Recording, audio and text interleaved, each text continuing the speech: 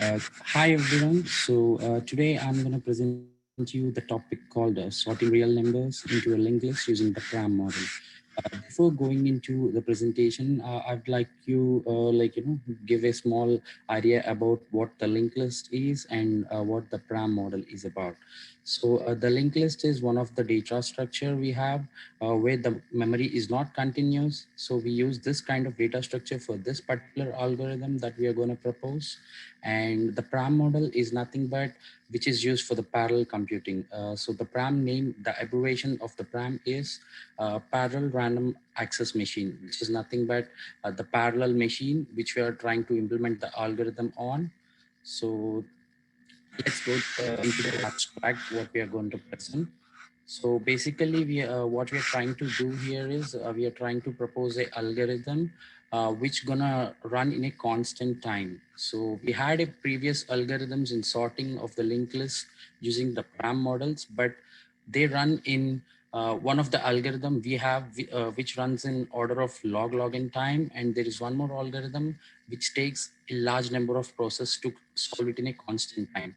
So the algorithm which now we are gonna propose, it's like we take a very less number of process and we are able to achieve that using the constant time. So it's like a very good remarkable achievement in this particular parameters where it can be achieved with the less number of processes and it can be solved in a constant time.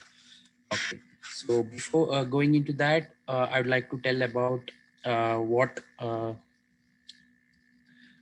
what PRAM models we have right now. So there are basically three PRAM models, which are ER-EW, CR-EW, and the CR-CW. So the name itself indicates that exclusive read and exclusive write for the ER-EW, which means that uh, not more than one processor can write or read into the memory cell, whereas the CR-EW, it can concurrently read from the memory cell, but only one processor can write on the memory cell. And whereas the CRCW, it can read and write the multiple memory cells using the multiple processors. And the algorithm what we are going to propose, it's going to be on the CRCW, where different processors try to write or read on the different memory cells that are on the PRAM machine. So yeah, let us go in detail what we have. I'll move on to the algorithm. So as I told earlier, we have two algorithms which can be solved in a constant time with a very big number of processors, which is not the optimum one. And we also have one more algorithm which can be solved using order of log in time. So firstly, I'll discuss the algorithm which can be solved using a large number of processors. So let us say we have an array, and what I would do is, since we have n power 3 processors, I would assign n processors to each element of the array to compare itself with the other elements. So this can be done in a constant time.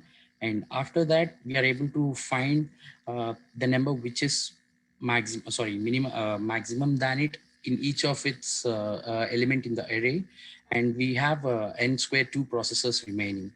And using the n squared 2 processors, what we would try to do is find the minimum in that particular array. This can be, there is also one more earlier algorithm which says that the minimum can be find out in the array using n square processors in a constant time. So we make use of that particular existing algorithm to find the minimum of that particular array. So all of these processes takes constant time using the n power 3 processors. Yes, this is one of the earlier algorithms what we had, and it's not optimum because n power 3 processors is like a lot of many processor, and it's computationally very difficult for the machine to do that.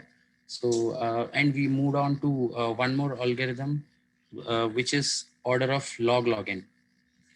It is same, basically same the algorithm what we discussed earlier, where it actually compares with the minimum of, like, compares with the other elements of the array using the n processors. Now what do we have is we have only n processors, and we have to find the minimum in the all the array using this n processors. We can solve this using one more existing algorithm which takes order of log in time. So combining all of these, we come to a conclusion that n square processes are used to find the minimum, or like, sort the elements in the array uh, in the time of order of log n. So these are the existing algorithms what we earlier had. So now what I'm going to propose is the actual algorithm, where it has only n square processes, and it can be solved in a constant time. It is like taking the best of the two algorithms and giving the the optimum algorithm. So the algorithm goes in this way. We have a set of n numbers, and I would like to divide n numbers into root of n groups. Okay, so now in the set of n numbers, I have root of n groups. What I'll do is I'll assign n power 3 by 2 processes to each group. So now I have root of n groups and n power 3 by 2 processes. Now the altogether total number of processes that I need would be root of n into n power 3 by 2, which gives me n square processes, and it solves the equation where the number of processes we are trying to take as the input, which is n square processes. Okay, so now the next step would be building the sorted linked list using n power 3 by 2, and this takes the constant time. Now what do we have? We have the all the groups which are sorted in the linked list. Now each group is sorted with the linked list. Now what we have to do is we have to combine all the groups and come up with a single output where the output would be a sorted one. So now we have done only the group level. The group level is sorted. Now we have to do the intergroup level sorting. That can be solved using one more strategy. Now we have a root of n groups, and we have uh, total root of n groups. And what do we do is we will take one pair, each pair, and we assign n processes to it. So the total number of processes required for this would be n processes into order of n, which is O(n) square. And it also in the this is also in the limit of the input processes we need, which is n square. And so now what we have is every number in the group will use root of n processes, and this will require order of n processes for each group. And this the sortings with the each group can be solved uh, using root of n processes, and it can go and compare with the other element in the other group, and doing this it will find out the root of n smallest numbers larger than it. And this altogether processes, altogether this process takes constant time. And uh, combining all the algorithm, so combining once if the all algorithm, it takes constant time, because we also sorted the each of the group using a constant time, and we also sorted group to group in a constant time. So this altogether, this algorithm gives us that it can be solved in a constant time. And that's what the algorithm is. I'd be happy, like, I know this is too fast for to discuss the algorithm, but I'd feel happy, like, how this went and the feedback as well.